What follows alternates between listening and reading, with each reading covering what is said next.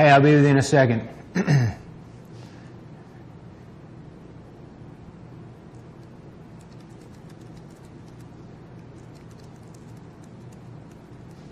We live? Okay. Give me 1 second, everybody.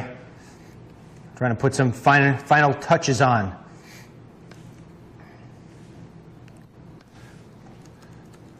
Be with you in a second.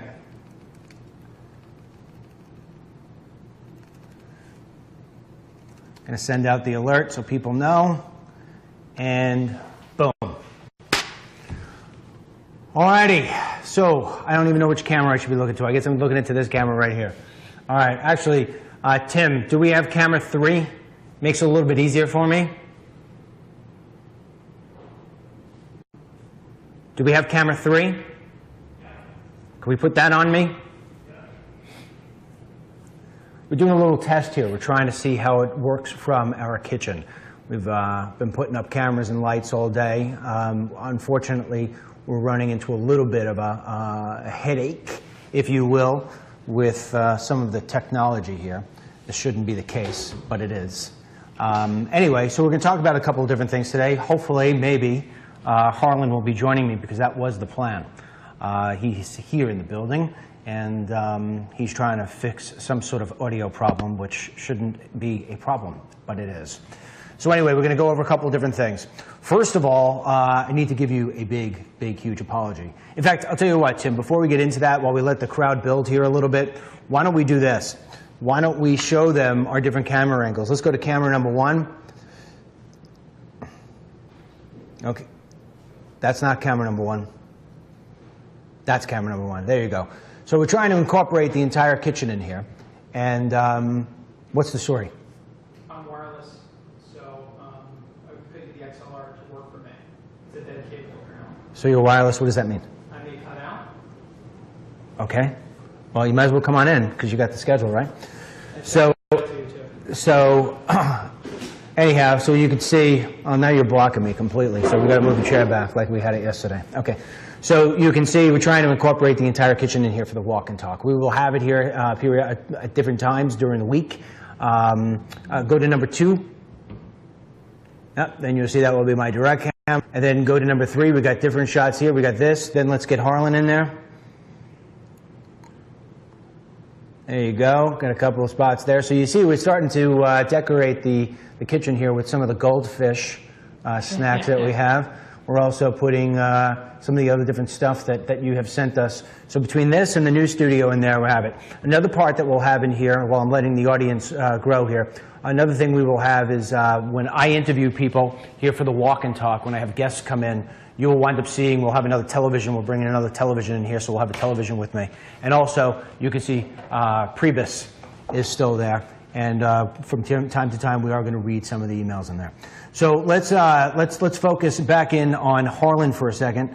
Harlan, why don't you do your sound, and we'll see whether or not it works, and you can tell people what it is we're going to talk about here today. 1, 2, 3, 4, 5. You hearing me, Tim? You're cutting out? Cutting out. Okay. All right. Why don't you try to fix that and see if you can't do that, so this way we don't go through this cutting out stuff. Did you see, I texted you. Yeah, no, I see it. I see it. Okay. All right, so a couple of things that we're going to definitely talk about here today. I mean, there's a lot of different stuff. A lot of it's same old, so I don't want to go through the same old. I want to try to switch it up a little bit, give you some new news that I think you would want to know about, some stuff that will be a lot of fun to talk about in the future, like when we start cooking here on the walk and talks. I'm going to want you to send me all your recipes. We'll try making your recipes. I'll probably just destroy them, but I will at least eat whatever it is that we create. All right, so first thing, we're going to play a clip here for you. Last night, I think Herman Cain, I felt like I was listening to an older Southern version of myself, an African-American body. I have been telling you for a while now that the way that we need to fight back and try to help President Trump and help making America great again, trying to get our agenda through, all right, and get back on track instead of talking about all this Russia garbage, is that the president needs to know, that the American people who support him continue to support him, that we haven't lost our faith, that we understand the fact that some of this stuff that they're trying to bring up is just absolutely ridiculous. And he needs to know this. He's one guy, and he's sending out messages, and he needs more messages coming in. So Herman Cain last night got on Sean Hannity's show, and he said something, and he gave out the phone number to the White House, which I think is great. So, Tim, if you got that clip, let's play that clip. And his administration know that the American people have his back. The liberal media doesn't have his back. We know that. The Democrats don't have his back. We know that. And even some Republicans, as you indicated, don't have his back. The American people has his back. So to the American people, you need to call 202-456-1111 and let the president know that we have his back. We are fighting back. Okay. Did you see that? Go to camera 3. I'm more comfortable with camera 3. All right. You need to call 202-456-1111. You need to call. All right? If you've got a phone call that you were going to make today to your cousin, you're going to make a phone call today to your friend, if you're sitting in traffic, I don't care what you're doing. You take the phone and you dial 202-456-1111. All right? And what you do is you tell the President of the United States that you are 110% behind him. Now, what we're going to do is we're going to call right now on my phone. All right? We're going to call. So give me a second. Let me get this thing on speakerphone. Oh, my goodness. I'm so bad at using these things. Give me a second. How the hell do I get back to this? Keypad. How do I do this? 1202. What is it? 456. Is it 456? 456 1234. Let's see what happens. It's busy. It's busy. Wow. That's the beautiful thing. It's busy. So you just keep on keeping on. Okay? You drown that White House with phone calls today. You drown it today. You drown it tomorrow. You make it a news story. Make it a news story that the phone lines at the White House were crippled. Crippled. And I'll tell you why it's so important that you do this. I remember I was in a conversation during an interview for They Come to America 2 with Congressman Peter King. For those of you who've seen it, you remember the scene, he and I in his office, we're talking about the stuff that's going on down at the border. And at the end of the interview, we had the cameras rolling. In fact, Tim's dad was my cameraman. And we had the cameras rolling, and I figured, let me ask him some questions that are outside the realm of what it is that we've been talking about. And I said to him, Congressman, the American people are completely fed up with all of you in Washington, D.C. And he, yeah, I know. And I said, they feel as if nobody is representing them anymore. And he says, listen, they've got every single right to feel that way. What is the best way, Mr. Congressman, for Sally Jones and Billy Smith to get in front of you? What is the best way for the American who's frustrated, who isn't maybe a political wonk, who is just so sick and tired of being sick and tired? What's the best thing? Is the best thing to get a picket and a sign and be in front of your building? I mean, because I don't think many people really like to do that to begin with. They don't have the time. Is the best thing to send an email? Is the best thing to send a letter? What is the best thing to do? And he said, honestly, I can't believe I'm going to be telling you to do this right now because I think it's going to backfire on me. I said, well, what is it? He said, people come to the office and they stand outside with a sign. He says, they're otherwise annoying.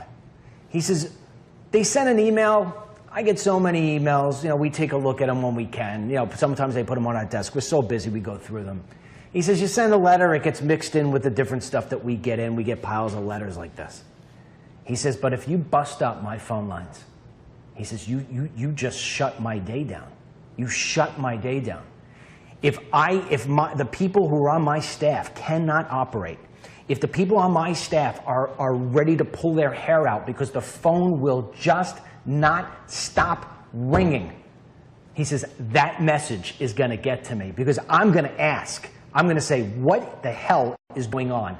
And I need to, what's the problem? Why aren't we getting communication back and forth? And so what will ultimately happen is that he is going to address what it is that you have a problem with. That's one thing you need to know. You need to know that you have to use the power you have, the cell phone or the house phone, and you need to call that number. You don't stop calling that number, because I can tell you already, I assure you, that the President of the United States, no matter where he is in the world, he is going to get that message. Somebody from the White House is going to call and say, Mr. President, I just want to let you know that we just can't, the phone calls are coming in are literally breaking the system of support. And you know what President Trump's going to do? He's going to tweet about it. He's going to tweet about it. And he's going to thank Herman Cain. I guarantee you, as much as I have a black shirt and a tan hat, and I haven't shaved in days. Are you working again? Yeah, I'm working. It's working? What did you do? We had to fiddle with the line. You fiddled with the line, and now you're It's not in? reassuring, but yeah. It's not reassuring. Yeah. So do you agree with me? Absolutely. Do you agree? I mean, this prediction, do you agree? Absolutely. And one of my favorite, well, first of all, let me say, during the Obamacare vote, I was working in a congressional office temporarily helping out.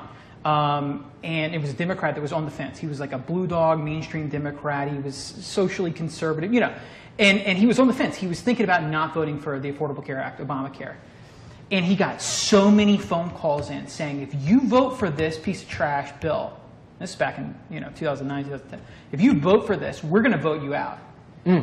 And I could see the expression on his face. This is Congressman Larry Kissel. He's since been voted out because he decided to vote for it. He knew that it was a death march, that it was a political death sentence. And the reason he knew is because he was hearing from so many constituents that was going to be it.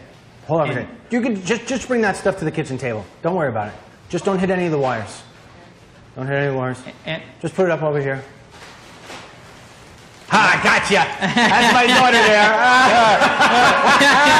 I got you. My daughter just went out to go buy all the groceries. Yep, I got you. Dot, dot, dot. Hey, you got my credit card? Don't run off of my credit card. All right, oh, you got Waters? All right. Anyway, all right, so let's get some of this stuff out of here. Well, I can tell you what. I know it works. I'll tell you why I know it works. I know it works also because years ago, there was an event in Washington, D.C., and everybody wanted me to speak at this event. And I wasn't getting an invite to it. And so finally, they met with me, and they said, yeah, we're going to put you on. I said, all right, fine. And then they came back and said, no, we have no more room. Yeah. I went on. At this time, I didn't even have 1 million people like I have now. At that time, I had maybe 100,000. I said, here's the phone number to the guy who just screwed me. Their phone number, they lit up. Blew up. The guy called me at home and begged me, please tell the people to stop. You're shutting us down. Yeah. And I said, you know what? I'm not telling anybody to stop. Yep. Obviously, they're very passionate about what it is that they want. Absolutely. Yeah. So anyway. Well, anyway. One of my favorite comments I just saw is that somebody suggested that they start doing this to CNN and the New York Times, demanding fair coverage. They both do have switchboards. I'm not going to give up the line because I'm on CNN, but you can find it. You know what? Maybe I'll call up Sean. I'll ask Hannity or Kilmeade. I'll say, you know what? I'm going to break my rule. I'm going to come on and I'll call the number out. Yeah. I'll do the number. I have no problem. I want to try to call it one more time. I'm going to try calling it one more time. With 1-202 456 1234. No, it's 1111. That's the right number. So it's 1-202 456 1111. All right. So we'll try one more time. Yep. It's busy. All right. Hold on. You want a drink of water? No, I'm good. Are you sure? No, I'm good. I got the coffee. Okay. So anyway, so we told you about that. So now you know the phone number. You got to call. You keep on doing it. You keep on doing it. You keep on doing it. We'll keep on reminding you. You know, Harlan. In fact, tomorrow night I'm going to do a wine and talk. And we'll bring it up, and we'll try calling at nighttime. I'm sure we'll have a good time. I'm sure we'll get through it at nighttime. We'll have a good time. Can you imagine that, me calling during a wine and talk? Right? I got to make sure that I limit the amount of wine that I have. Well, maybe I shouldn't. Maybe I should pour a little extra wine before I make the phone call. Okay. All right. So anyway, let's keep moving on. So the next, what else did we have here on the agenda that we were going to talk about? Well, we had Comey, right? The Comey thing. So in terms of the New York Times? the New York Times and that clip of him from May 3rd. Okay. Which he may have incriminated himself. Yeah, one way or the other. let's do the New York Times thing first. I'm a little familiar with this. Okay, I'll dive set it into up? it. Yeah. Okay, so last night, and by the way, I want to apologize. I did something last night that I've never done before, and I sort of did it inadvertently. I did it on mistake. Well, I didn't do it completely on mistake. I did it not thinking, and I want to apologize.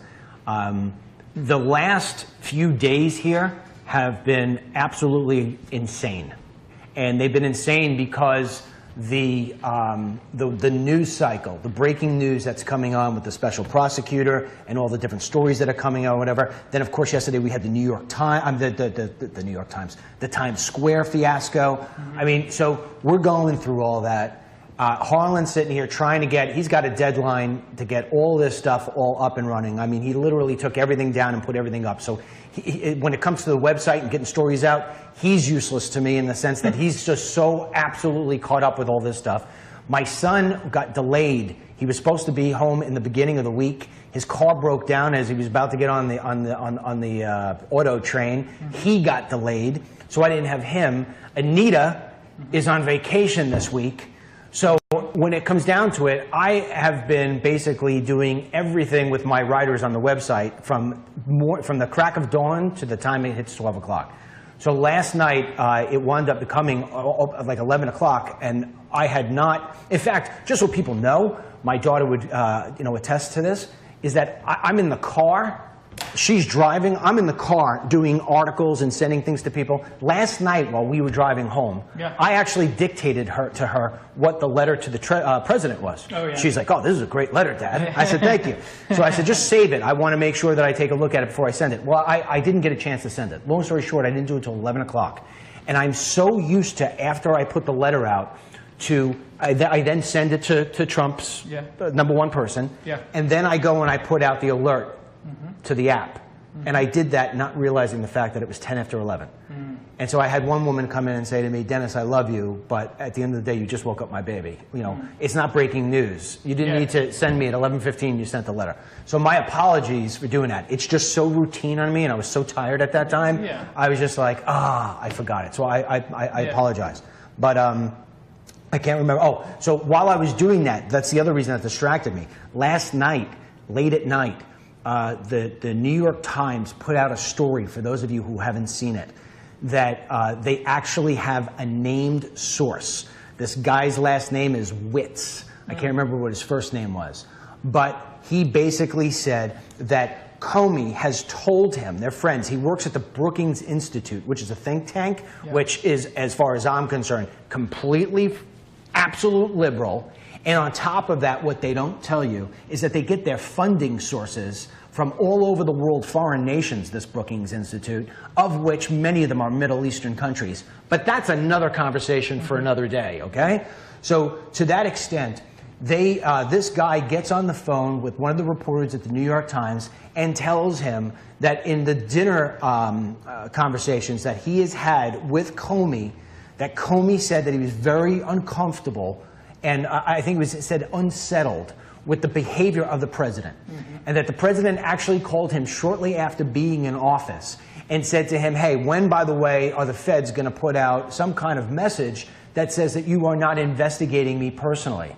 And Comey allegedly, from what he told Witz, is that he said to the president, "Mr. President, it is not appropriate for you to call me and ask what is the status of an FBI investigation. You need to go through the proper channels, which is that you need to go to the White House counsel, and they will therefore send me something if they want to know, and if we want to respond and how we'll respond, we will. But this is not the way it works." And so he said that what he was trying to do, and that what he has been trying to do over the course of time, is bring the White House, a rookie White House, up to snuff, in the sense that he was trying to, like, get them what the guidelines were. But at the same time, he said, like Reince Priebus also had asked. And so this is all coming through this guy Witt.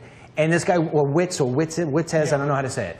But this guy tells the New York Times that Comey became very uncomfortable and like in a sense turned off by Trump, like didn't want to be around him, that he actually tried to embed himself in the drapes, that big room that we always show in the B-roll. I think Tim has it. That's so Tim, you know ridiculous. that B-roll that you have of Comey where he's walking across the room and then Trump's there and there's like the press there and stuff like that and he sort of goes to give him a hug? Do you got that? Take a look for it, see if you get it, and we'll play it. Tell me when you got it. I could hear you from the control room. Just let me know before you play it. So Mr. Wittes turns around and says that Comey, when he was coming across the room, he could see that the gesture of Trump was that Trump wanted to give him a hug and that he didn't want to be anywhere near President Trump and that he was trying to blend into the drapes so this way he wouldn't get picked off. Yeah. So this is the message that he has given to this guy, Wittes, and Wittes said that basically President Trump made him feel unsettled. Mm-hmm. Okay, that was that story, and if we get it, we'll stop and we'll play it. You got it, Timmy, or no? Don't worry about it. We'll move on. The other thing is people keep saying to remove the live sign. So Facebook has changed. What's that? Where they put the live logo. Where is it? We don't have it on our screen. So if you guys are seeing that, it's covering Dennis's face. It's on mobile. It's like at the top of your head. Really? Yeah, it's in the center of the screen. What is wrong with them? Why do you keep touching stuff, Facebook? Yeah. Unbelievable. I only say it because I keep seeing it. And people think that it's us, and it's not. All right, why don't you tell? I'm going to take a look at my cell phone. Yeah. Because I'll change where my seating is. Why don't you take over and explain to them? No. Oh, okay. Explain to them about the next thing, about the thing with Comey while I take a look. Yeah. So it seems like it's been a never-ending story with Comey. Tim, do I have a tight? Yeah. So it's been sort of a never-ending story with Comey, and it's a drip. I feel like, and I'm going to get into this story. I feel as though Comey's started to be caught in a little bit of a lie, and it started out with them. There's no question that he pushed this story through back channels about there being a memo in which he claimed that he was being compromised by the President of the United States. But we have a clip that has kind of taken the world by storm over the last 24 hours of Comey just days ago, on May 3rd, testifying in Congress, saying that he had never been compromised by anybody at the White House, by anybody at the Justice Department. Now, Tim, let's play that clip, and I'm going to tell you why I feel like he's been caught in a lie.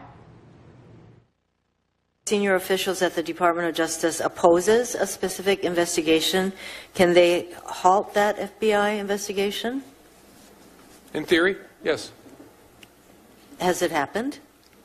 Not in my experience, because it would be a big deal to tell the FBI to stop doing something that without an appropriate purpose. I mean, oftentimes they give us opinions that we don't see a case there, and so you ought to stop investing resources in it. But I'm talking about a situation where we were told to stop something for a political reason. That would be a very big deal. It's not happened in my experience. So Dennis, what Comey just said there days ago, and we have to put this into context, this testimony before Congress came after the supposed or the alleged memo in which he claims that the president tried to compromise him. So one of two things has happened. Either one, this memo doesn't exist, and this has been a total fabrication to try to undermine the President of the United States. Or he perjured himself when he was under sworn oath to tell the truth, and he said that the President of the United States had never compromised him. So which one is it? Or there's a third one. Okay. You ready? If you are going to work for me, you are no longer permitted to be on CNN. Right. Ultimatum. Yeah. Okay. Ready for the next one? Yeah. I can't understand for the life of me why you continue to go on CNN. Okay. Now, if you want to take what I said on the second go and try to make it as if I gave the same message I did on the first one, you are misinterpreting. Yes. Because I'm not telling you, I can't tell you, per our contract, where you can and cannot go. So why would I do that knowing that I can't do that? I can say to you, I don't know why you're going on there anymore. Big difference. Now, internally, am I trying to send a little message to you? Maybe. Yeah. Maybe. But am I going to incriminate myself? Am I going to push the envelope past something I'm supposed to and not supposed to do? No. Or maybe I just said it because I simply cannot understand Why you still go on CNN? So to that extent, Comey takes that. Yeah. And understand something. I don't know where are we? All right, understand something. There is an old saying that lawyers are spoilers, okay? And the same thing comes when it comes to these FBI guys.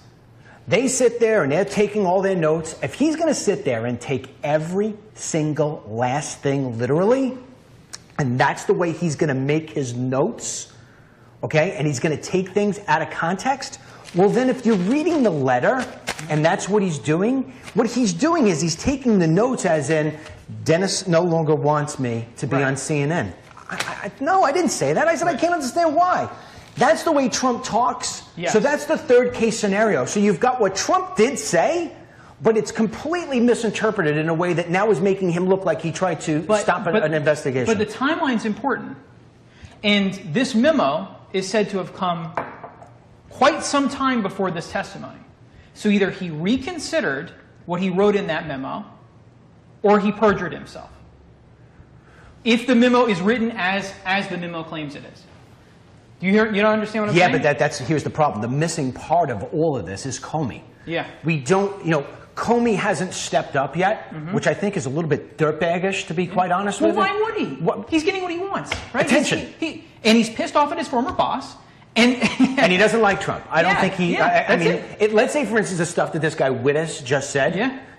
He doesn't like Trump. Yeah. Now, you've worked with people before you don't like, Sure. right? But you still got to work with them. Yeah. I've sat there before and said to my wife, listen, I can't stand being around this person. I got no choice. I got to be there. I got to do it. I mean, I can tell you that there were plenty of people at Newsmax I'd be like that. Sure. I'd be the first one to say it. Here you go. Here you go. I'll tell you right now. I hold nothing back. Steve Malzberg and I did not like each other. Really? Oh, yeah. He didn't like me. Yeah. He used to love me when I'd fill in for him and we'd get a nice audience. Oh, it was the cat's meow. But then when all of a sudden this started and I was the #1 show, I mean, he literally, I went up to him one day and said, hey, Steve, whatever. I said something else to him about something with Chris Christie, whatever. 2 times. Wonder what? Oh, because he used to be the #1 guy. Now I come and be the #1 guy. Instead of being a team, it was one to be individualized. So I mean, literally, you would walk into Newsmax and there would be the Malzberg side and there would be the Lynch side. Now the good news is I held all the cards at that given time because I'm the one with the rating stuff. So he always felt as if, like, and I had, you don't want to talk to me, don't talk to me. Yeah. But the point being is that I would go home and I would say something to my wife, like, I can't stand. And she'd say, hey, he's in the same place you are. You guys are on the same team. You got to keep it together or whatever it may be. And you just get past that. I think Comey probably went along those lines. But here's the thing: even though he doesn't like the president, even though he's pissed off he got his job, he got fired, he has a responsibility as an American.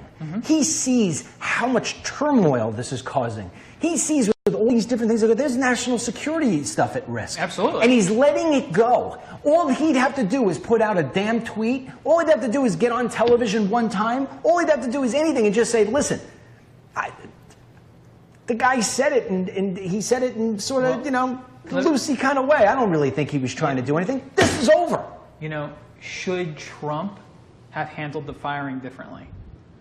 Because, you know what I'm saying? Because Comey was in L.A., they sent a letter to his office in D.C., he had to have one of his subordinates open the letter and read it to him over the phone. He found out originally through the news, like looking at TV, and thought it was fake. Honestly, no. I'm a big defender of the president. I know what you're saying. But that's not real cool. Harlan, the fact of the matter is that the way that the president has gone about a lot of things have not been the smartest way of going about it. I mean, I actually last night I watched Fox News at 11 o'clock because I was trying to see whether or not they were doing this New York Times thing. Yeah. And right before 11 o'clock, and Sean wasn't covering it. I guess he wasn't live. I have no idea.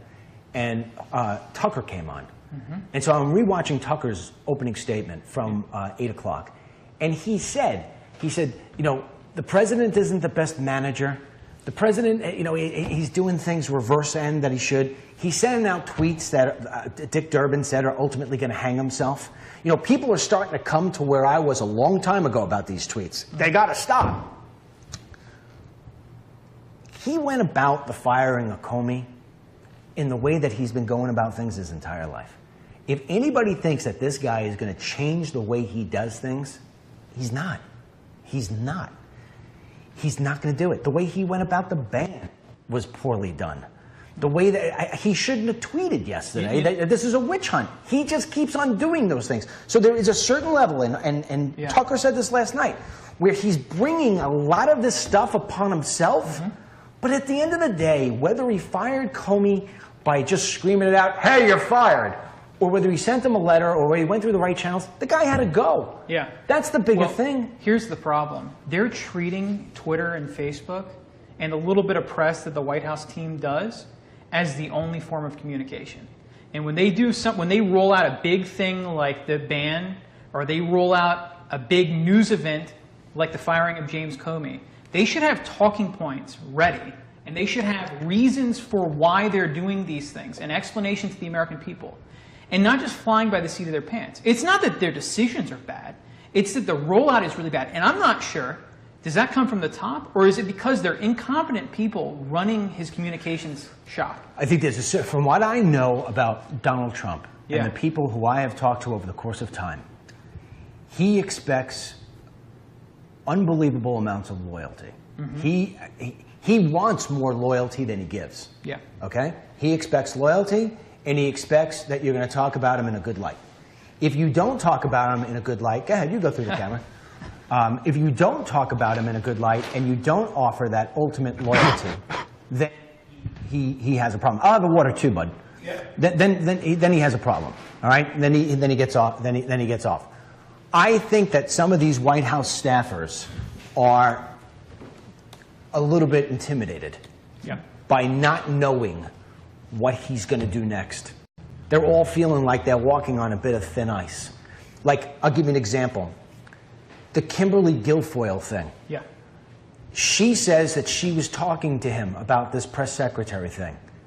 If that's the case, if he really was, and he's entitled to do that if he wants, he should have told Kimberly Guilfoyle, don't ever say a damn thing about our conversation. And if he did, I guarantee you Kimberly Guilfoyle would not have said it. Would not have said a thing. Yes. Would not have said a thing. And now instead what she's doing is she's loose lips and she's out there and she's doing all the different stuff. Oh, yeah, blah, blah. And Spicer's like, wait a second, nobody's telling me this stuff. So they're all walking around with eggshells. That ultimately is leadership. Yeah. That is leadership.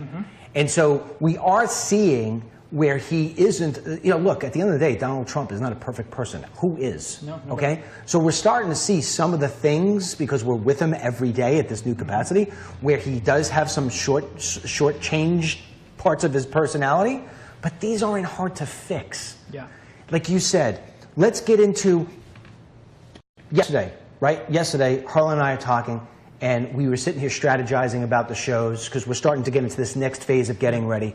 And I said to him, look, I need you to come back to me with our plan. And this time I want you to come back to me with the plan, not just talking, because we do a lot of talking. Yeah. I want you to come back with it written out. I want you to have it in a consultative sort of way. Now, why did I tell you to do that? I told you to do that for two reasons. Number one is because I want it on paper, right? So we could make notes and we have it. Number two is that I want you to go through the channel of looking at what it is that you're putting down on paper versus what it is you're just saying out loud. And then, therefore, when you see something looking back at you, you may say, that's not a good idea after all. I would love to see the president slow down a little bit and do that sort of thing, saying, okay, this is how it is that this stuff has to go. What do you guys think? Or come to me and say, how should we put our communications out? How do you think we should go about it? And really sit there and say, I know that you may be telling me no more tweets. I want everybody to be honest with me and tell me ultimately how you'd like it to work. You know what the problem is? No one's ever figured out how to manage Donald Trump. You can't manage Donald Trump. I know that this sounds crazy, but that's an unusual thing. I mean, I can remember I was on a very big Senate race, and it was when I was just starting in politics. And the candidate was in the room. And he was a sitting U.S. senator. And I referred to him as boss. After he left the room, the chief consultant said, he's not the effing boss. I'm the quarterback, and he's the football. And we won the race in a landslide. And it was a race that we shouldn't have won to re-elect this guy. And that changed my perspective. And I started to see this on a lot of successful campaigns and a lot of successful teams. The candidate often doesn't know, they're not thinking strategically. They're a leader in a different capacity. But in order to be politically successful, and oftentimes, I think you need somebody that has a different skill set than the candidate would. And that President Trump has never found that person. And he ran a successful presidential campaign. But nobody can manage him, and I think that he needs help. You know, no disrespect to you. Yeah. I think the word manage him comes out wrong. I don't mean that but I to be know condescending. exactly what you're talking about. Yeah. See, what you're saying is that the president is never going to get into the nuances. He's never going to get into the nitty-gritties. Yeah.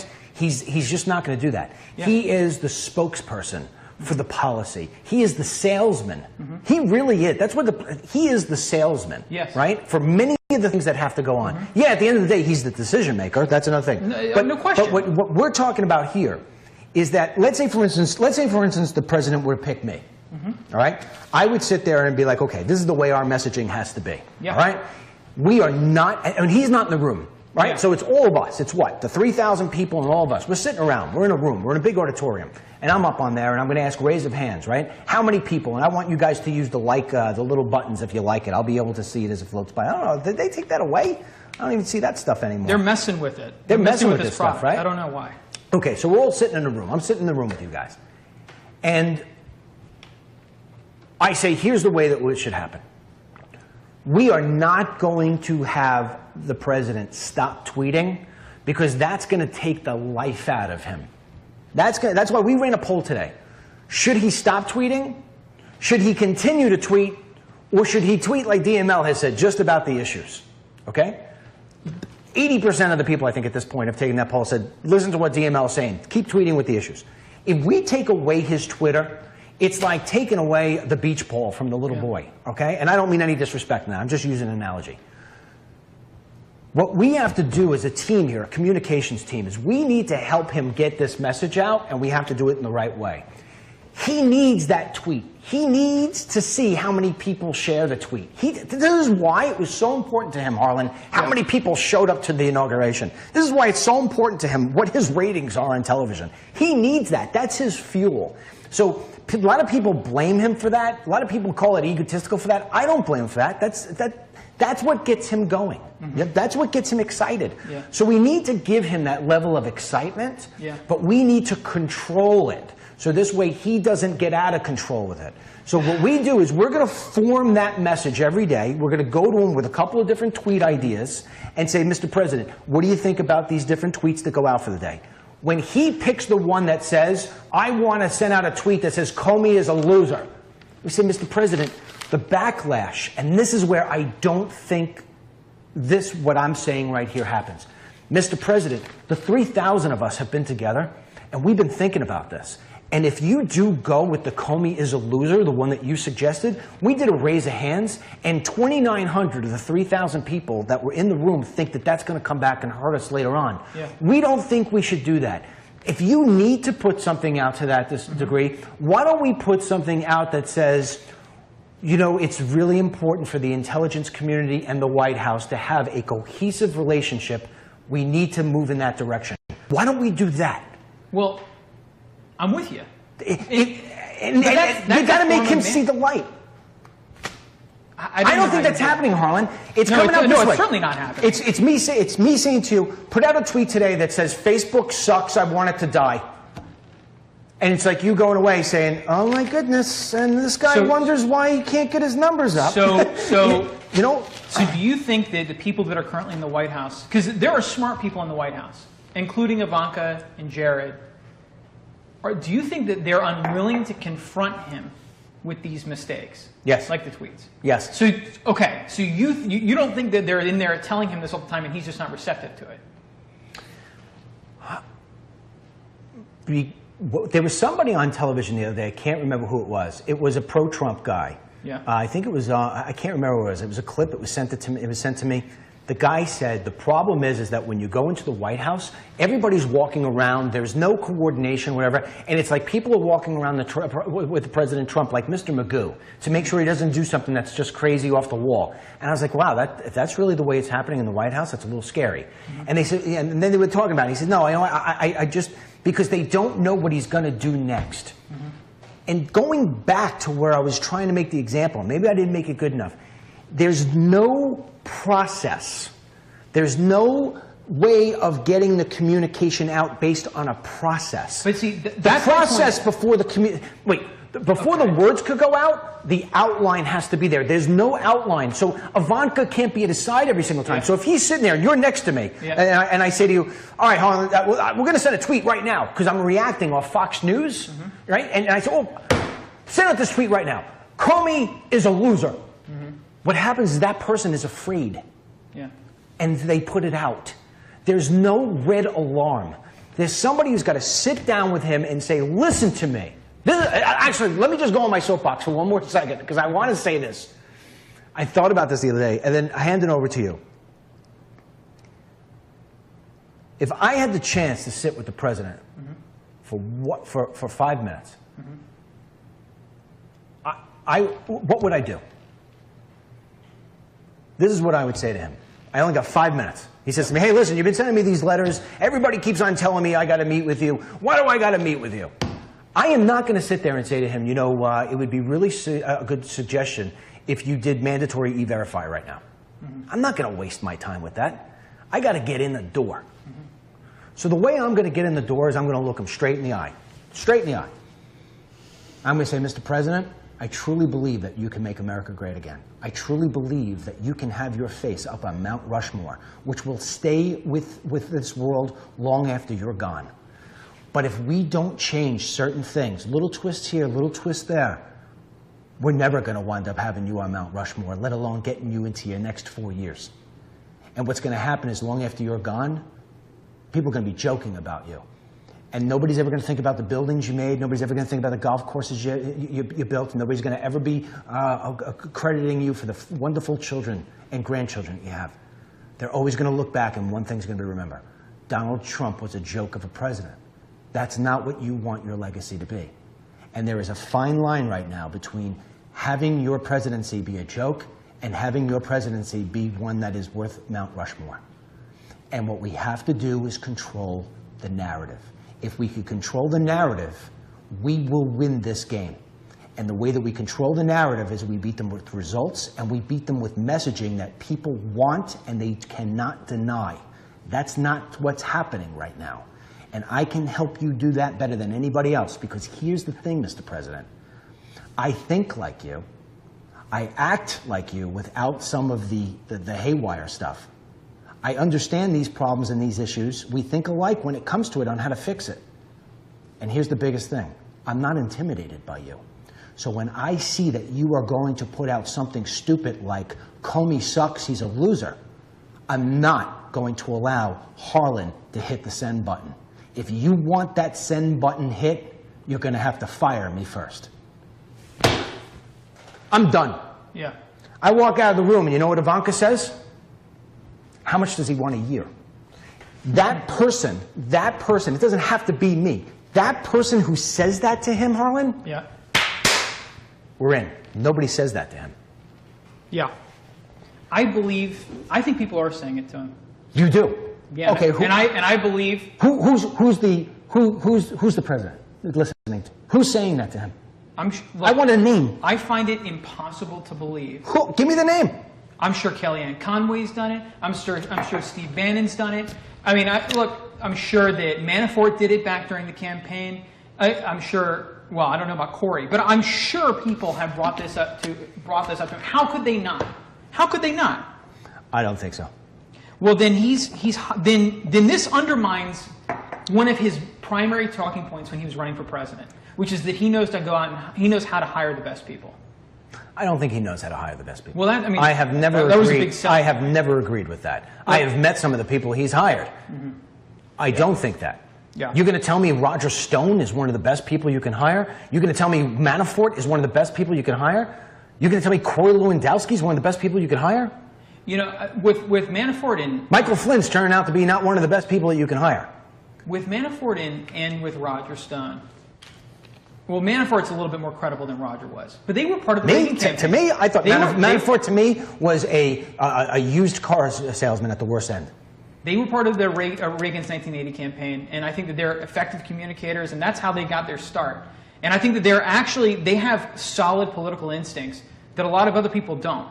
And I do not believe President Donald Trump would be president of the United States today if Roger Stone hadn't been his consultant in the early days of the campaign. I completely disagree with you. I don't even think he would have run for president. He would not have been president today had Kellyanne Conway not been hired. Well, that's true. So let me say this. Yeah? I don't think all of his hires suck, but I don't think all of his hires are all great. You can't say that he surrounds himself with only the best of the best. I think what he does is he surrounds himself with people for whatever reason that he thinks can offer him something, and then when some of these people turn out to be a little shady, or they turn out to be not so great, or he's not exactly thrilled with some of the things he says, he dumps them.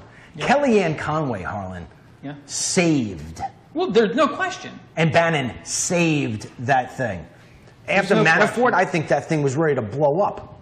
There's no question, but I think there's a time, well, look, Manafort was important. I mean, there's a time for everyone, and Manafort was important to securing the nomination as they were going through the process of getting the delegates.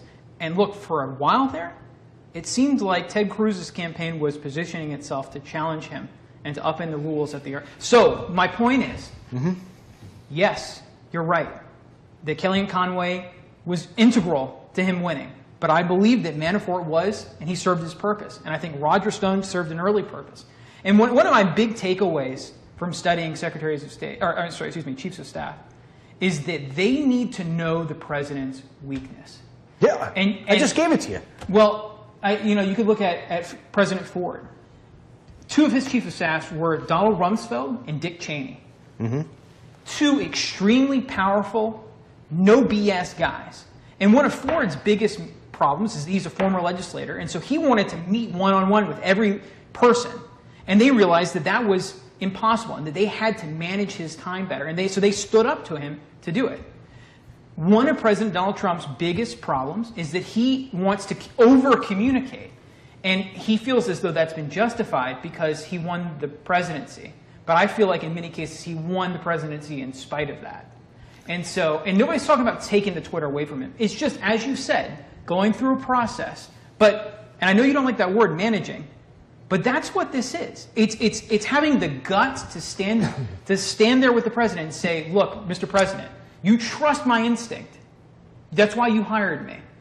And I'm willing to put my job with you on the line because I think it's that important that you not make a mistake like this. I agree with you when you're saying about finding what his weakness is. Yeah. I think his weakness is, and I don't even know if it's a weakness, he has, it's not what makes him weak, it's what makes him empty.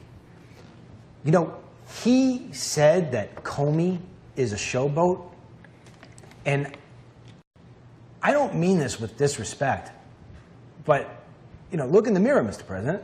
Mr. President loves the camera.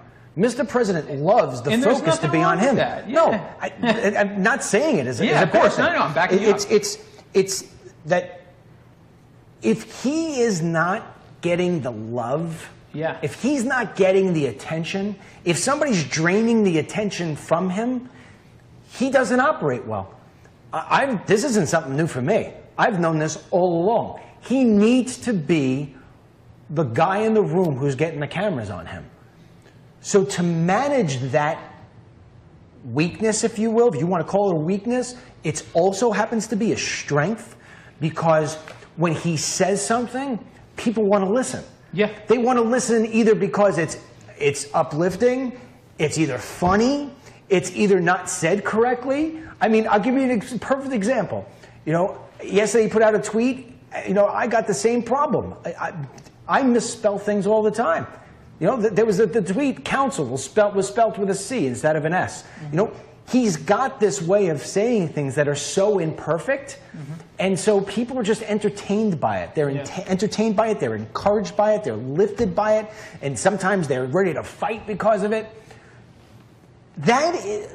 The fact that the president can get attention to himself is fantastic. We just got to make the attention the right way. The fact, in my letter last night, I sent to him, yesterday there was a report that 17% of our workforce here in the United States, 17% is foreign born. The fact that that isn't tweeted out, if you want to tweet out a negative, and we're tweeting out witch hunts, is beyond me. Secondly, the unemployment rate hit a 30-year low yesterday. Why aren't we tweeting that out? Yeah. That's what we should, that's the narrative. Why isn't MSNBC, CNN, and ABC, NBC, CBS opening up their shows? Can you imagine if it was Obama? I don't even know who CBS News is, but whoever the commentator is, it should be like this. Today there was a report out. We have now hit a 30-year low when it comes to unemployment, thanks to President Trump. If it was Obama, it would say, President Obama walked into office and he had a terrible thing left over for him from President Bush. But within 4 months, he has now taken the unemployment rate to the best rate it has been in 30 years. Thank you, President Obama. They're not doing that. They're not doing that because Trump, first of all, because they want to talk about Trump getting whacked at the knees. But secondly, and this is where I think the communication team is missing, the communication team has to take something as boring as unemployment rates and bring it into some sort of excitement. And they don't got that creativity. They don't got that creativity. They should be banging that drum and banging that drum and banging that drum. If we were in the communications team, I'd say to you, you know what, Harlan? Let's get one of our video guys here in D.C. Let's go find somebody, man. Let's go find somebody who was unemployed, got a job. Let's get him a Democrat and bring him to the White House for dinner. Yeah. And they're going to get to eat with the president and Melania. And we're going to film the whole damn thing. That will get the news. And that will get the news. And it will be about the unemployment. And then you're going to get a Democrat saying to the president, I wasn't able to pay my bills for the last 7 years, Mr. President, and now I can. Thank you very much. Right. That's what you do. And nobody in there is doing it. Not Kellyanne Conway, not Sean Spicer, not Reince Priebus, not anybody. All right, what else you got? Because we're running out of time here. 12:22. By the way, I don't know if you guys like the new logo. I love the new logo. I love the new logo. I love the way it looks on the screen. We're going to have a little tagline. We're jumping around with different ideas, but right now it's sort of, we're thinking real news all the time. And so that's, and I'm going to have Harlan make some really cool things where the clock spins, and he doesn't know it yet, but he's going to be busy working on this stuff. Always. All right, what else we got? Well, so we had that article on DennisMichaelLynch.com about Trump going easy on Iran. I hate to pile on it here, but I know this is something that people will be interested in. It got buried. It got buried. What? It got buried in what? The news of the last 24 hours? Absolutely, it got buried. Yeah. So, I mean, how much do we know about that? I mean, actually, you know what we should do? I'm gonna push that off to Wine and Talk. I'll tell you what, because I don't want to pound on them. Let's come away. One of the things that we get criticized from our folks here is they want some uplifting stuff that's coming through. So, we have anything on our list that's uplifting? We touched everything. We touched everything on. I mean, the other thing was stocks are rebounding, but. That's great. That's great. Let's talk. I think that's very important. Yeah. I think that's very. Well, I looked at my portfolio. Yeah. And in the last 45 days, it's up 50%. Really? It's just like President Trump's like the best thing to ever happen. Everybody's making money. Everybody's making money on President Trump. Yeah. Everybody's making money. It's crazy. On President Trump. It's crazy. Yeah. I mean, listen. Everybody's making money on him. You know, it's. But here's the thing. Here's the important thing. All right. I don't know which camera I'm looking at. Yeah. But actually, if you could, Tim, use camera 3 because I want to read some of these comments before we jump off here. You know, what happened is that the stock market has been on this crazy great run. And the reason why it's on this crazy great run is because the stock market is based on futures, on future earnings. So if companies are feeling very good about where things are going, meaning deregulation is taking place, new tax reform is going to be in place, Obamacare, which is a job killer, is going to be replaced, And they believe that this whole pro-Trump, pro-business agenda is going to get through. They're not like you and I where they want it yesterday. They're banking on, is it going to be in 12 months? Is it going to be on 18 months? Because my business is going to be able to get better. It's going to be more growth. That is ultimately what brings up a stock because of positive outlook. Okay. So what happened with all this stuff with President Trump going on with this Russia stuff and la-di-da-di and the special prosecutor or whatever it may be, the stock market tanked the other day. I mean, I think it lost almost 400 points, right? It did. Okay. So it lost almost 400 points. So what the thing was, oh, well, why did it lose 400 points? And the reason why it lost its 400 points is because investor concerns was that now that with this probe going on, that President Trump is not going to be able to get his agenda through. Now, if that really was something that was sustainable, something that really people believed that we were screwed and this guy was going to be like totally impeached, which he's not going to get impeached, but if he was going to get impeached and everything else like that, that really says we're not going to be able to go through with this agenda, and therefore businesses will start to tape back. They won't hire as much. They're going to start hoarding some of their cash. They're not going to invest. Maybe they will stay overseas. La-di-da-di-da-di-da-di, you get it. So we would have seen an epic drop. We would have seen the Dow would have had like 5 straight days in a row. It was boom, boom, boom, boom. Wasn't the case. It was a temporary slip, and the thing now has started to come back up. Right? Yep, that's right. There you go. All right, you have anything else? I think that's everything. Yeah. You know, one other thing yesterday, before we go off, one other thing that I want to say, you know, yesterday we had Roger Ailes passed away. And I was talking yesterday about how it was that I would have never really been in this business right now had it not been for Fox News. Fox News gave me a platform when nobody else would. You know, I couldn't get into film festivals with all of They Come to America films. I was spending crazy money on PR, trying to get into ABC, NBC, CBS, all these other different places. Nobody would give me anything. And it wasn't until Fox News and Brian Kilmeade got me on there. And I had told the story yesterday, that I had sent copies of They Come to America 2 to Roger Ailes and to his wife. And 3 days later, I wound up getting a 1-hour special with Sean Hannity. So, you know, Roger Ailes played a major, major role in that. And I had never, ever forgotten that.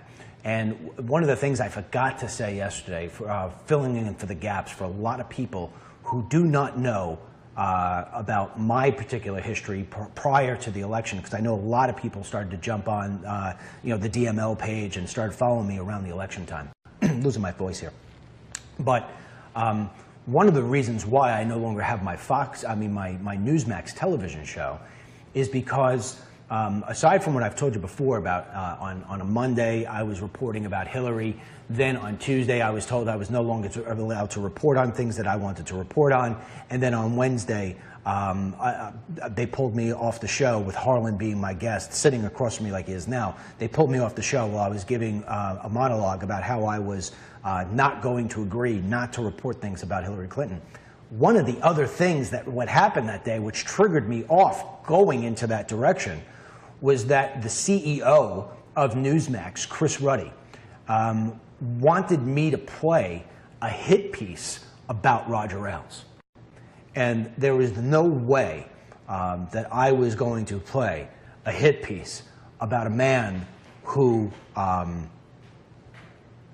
really gave me the sort of opportunity that nobody else would have given me. And, you know, that's that. I mean, whatever he did on this other stuff, whether he did it or he didn't do it, whatever.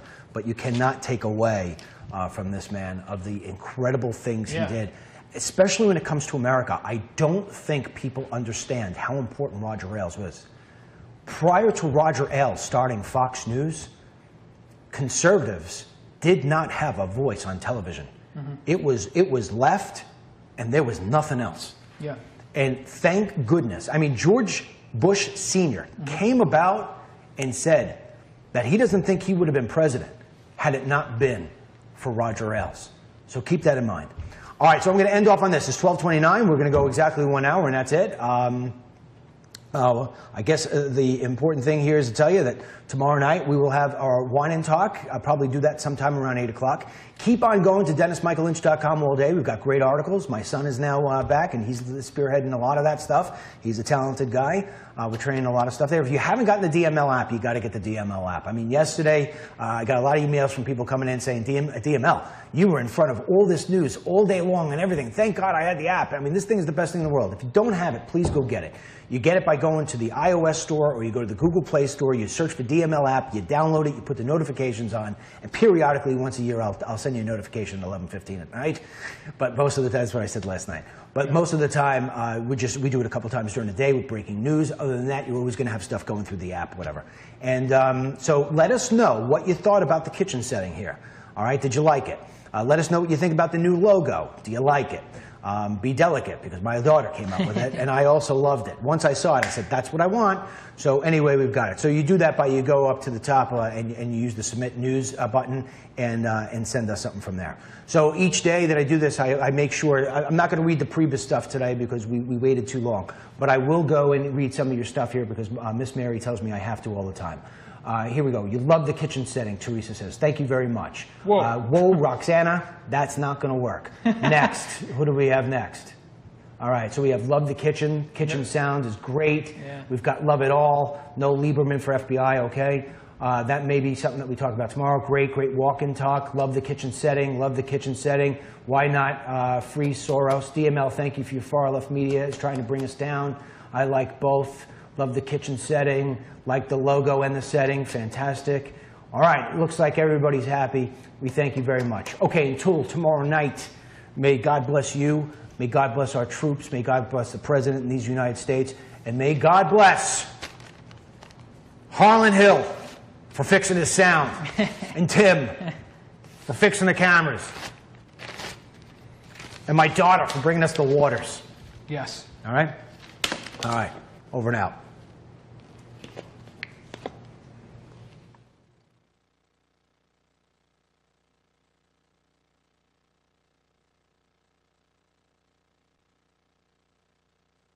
Of letters like this. He says, but if you bust up my phone lines, he says, you just shut my day down. You shut my day down. If the people who are on my staff cannot operate, if the people on my staff are ready to pull their hair out because the phone will just not stop ringing, he says, that message is going to get to me because I'm going to ask. I'm going to say, what the hell is going on? And I need to, what's the problem? Why aren't we getting communication back and forth? And so what will ultimately happen is that he is going to address what it is that you have a problem with. That's one thing you need to know. You need to know that you have to use the power you have, the cell phone or the house phone, and you need to call that number. You don't stop calling that number because I can tell you already, I assure you, that the President of the United States, no matter where he is in the world, he is going to get that message. Somebody from the White House is going to call and say, Mr. President, I just want to let you know that we just can't, the phone calls are coming in are literally breaking the system of support. And you know what President Trump's going to do? He's going to tweet about it. He's going to tweet about it. And he's going to thank Herman Cain. I guarantee you, as much as I have a black shirt and a tan hat, and I haven't shaved in days. What, are you working again? Yeah, I'm working. It's working? What did you do? We had to fiddle with the line. You fiddled with the line and now you're It's not in? reassuring, but yeah. It's not reassuring? Yeah. So do you agree with me? Absolutely. Do you agree? I mean, this prediction, do you agree? Absolutely. And one of my favorite, well, first of all, let me say, during the Obamacare vote, I was working in a congressional office temporarily helping out. And it was a Democrat that was on the fence. He was like a blue dog, mainstream Democrat. He was socially conservative, you know. And he was on the fence. He was thinking about not voting for the Affordable Care Act, Obamacare. And he got so many phone calls in saying, if you vote for this piece of trash bill, this is back in 2009, 2010, if you vote for this, we're going to vote you out. And I could see the expression on his face. This is Congressman Larry Kissel. He's since been voted out because he decided to vote for it. He knew that it was a death march, it was a political death sentence. I've been telling you for a while now that the way that we need to fight back and try to help President Trump and help making America great again, trying to get our agenda through, all right, and get back on track instead of talking about all this Russia garbage, is that the president needs to know, that the American people who support him continue to support him, that we haven't lost our faith, that we understand the fact that some of this stuff that they're trying to bring up is just absolutely ridiculous. And he needs to know this. He's one guy, and he's sending out messages, and he needs more messages coming in. So Herman Cain last night got on Sean Hannity's show, and he said something, and he gave out the phone number to the White House, which I think is great. So, Tim, if you got that clip, let's play that clip. And his administration know that the American people have his back. The liberal media doesn't have his back. We know that. The Democrats don't have his back. We know that. And even some Republicans, as you indicated, don't have his back. The American people has his back. So to the American people, you need to call 202-456-1111 and let the president know that we have his back. We are fighting back. Okay. Did you see that? Go to camera 3. I'm more comfortable with camera 3. All right. You need to call 202-456-1111. You need to call. All right? If you've got a phone call that you were going to make today to your cousin, you're going to make a phone call today to your friend, if you're sitting in traffic, I don't care what you're doing.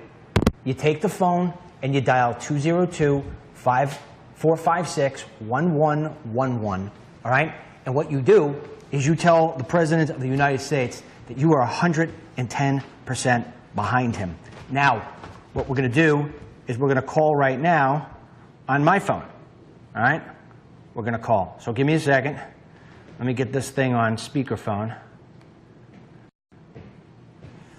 Oh, my goodness. I'm so bad at using these things. Give me a second. How the hell do I get back to this? Keypad. How do I do that? 1202. What is it? 456? Is it 456?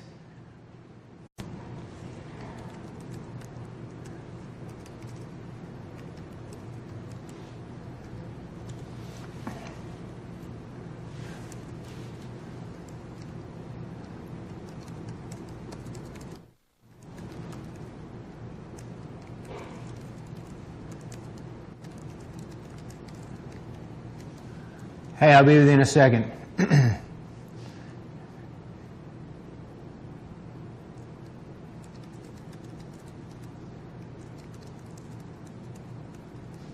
We live? Okay. Give me 1 second, everybody. Trying to put some final touches on.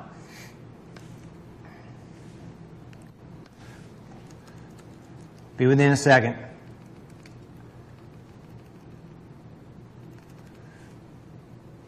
Going to send out the alert so people know, and boom. Alrighty, so I don't even know which camera I should be looking to. I guess I'm looking into this camera right here. All right, actually, Tim, do we have camera 3? Makes it a little bit easier for me. Do we have camera 3? Can we put that on me? We're doing a little test here. We're trying to see how it works from our kitchen. We've been putting up cameras and lights all day. Unfortunately, we're running into a little bit of a headache, if you will, with some of the technology here. This shouldn't be the case, but it is. Anyway, so we're going to talk about a couple of different things today. Hopefully, maybe, Harlan will be joining me because that was the plan. He's here in the building. And he's trying to fix some sort of audio problem, which shouldn't be a problem, but it is. So anyway, we're going to go over a couple of different things. First of all, I need to give you a big, huge apology. In fact, I'll tell you what, Tim, before we get into that, while we let the crowd build here a little bit, why don't we do this? Why don't we show them our different camera angles? Let's go to camera number 1. Okay. That's not camera number 1. That's camera number 1. There you go. So we're trying to incorporate the entire kitchen in here. And what's the story? I'm wireless, so I picked the XLR to work for me. It's a dedicated apparel. So you're wireless. What does that mean? I may cut out. Okay. Well, you might as well come on in because you got the schedule, right? So anyhow, so you can see, oh, now you're blocking me completely, so we got to move the chair back like we had it yesterday. Okay. So you can see we're trying to incorporate the entire kitchen in here for the walk and talk. We will have it here at different times during the week. Go to number 2. Yep, then you'll see that will be my direct cam. And then go to number 3. We got different shots here. We got this. Then let's get Harlan in there. There you go. Got a couple of spots there. So you see we're starting to decorate the kitchen here with some of the goldfish snacks that we have. We're also putting some of the other different stuff that you have sent us. So between this and the new studio in there, we'll have it. Another part that we'll have in here, while I'm letting the audience grow here, another thing we will have is when I interview people here for the walk and talk, when I have guests come in, you will wind up seeing, we'll have another television, we'll bring in another television in here, so we'll have a television with me. And also, you can see Priebus is still there. And from time to time, we are going to read some of the emails in there. So let's focus back in on Harlan for a second. Harlan, why don't you do your sound, and we'll see whether or not it works, and you can tell people what it is we're going to talk about here today. 1, 2, 3, 4, 5. You hearing me, Tim? You're cutting out? Cutting out. Okay. All right. Why don't you try to fix that and see if you can't do that, so this way we don't go through this cutting out stuff. Did you say, I texted you? Yeah, no, I see it. I see it. Okay. All right, so a couple of things that we're going to definitely talk about here today. I mean, there's a lot of different stuff. A lot of it's same old, so I don't want to go through the same old. I want to try to switch it up a little bit, give you some new news that I think you would want to know about, some stuff that will be a lot of fun to talk about in the future, like when we start cooking here on the Walk and Talks. I'm going to want you to send me all your recipes. We'll try making your recipes. I'll probably just destroy them, but I will at least eat whatever it is that we create. All right, so first thing, we're going to play a clip here for you. Last night, I think Herman Cain, I felt like I was listening to an older Southern version of myself, an African-American body. I have 4, 5, 6, 1, 2, 3, 4. Let's see what happens. It's busy. It's busy. Wow. That's the beautiful thing. It's busy. So you just keep on keeping on, okay? You drown that White House with phone calls today. You drown it today, you drown it tomorrow. You make it a news story. Make it a news story that the phone lines at the White House were crippled. And I'll tell you why it's so important that you do this. I remember I was in a conversation during an interview for They Come to America Too with Congressman Peter King. For those of you who've seen it, you remember the scene, he and I in his office, we're talking about the stuff that's going on down at the border. And at the end of the interview, we had the cameras rolling. In fact, Tim's dad was my cameraman. And we had the cameras rolling. And I figured, let me ask him some questions that are outside the realm of what it is that we've been talking about. And I said to him, Congressman, the American people are completely fed up with all of you in Washington, D.C. And he, yeah, I know. And I said, they feel as if nobody is representing them anymore. And he says, listen, they've got every single right to feel that way. What is the best way, Mr. Congressman, for Sally Jones and Billy Smith to get in front of you? What is the best way for the American who's frustrated, who isn't maybe a political wonk, who is just so sick and tired of being sick and tired? What's the best thing? Is the best thing to get a picket and a sign and be in front of your building? I mean, because I don't think many people really like to do that to begin with. They don't have the time. Is the best thing to send an email? Is the best thing to send a letter? What is the best thing to do?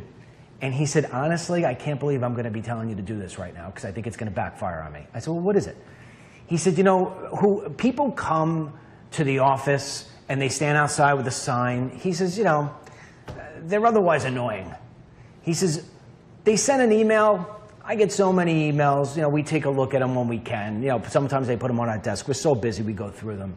He says, you send a letter, it gets mixed in with the different stuff that we get in. We get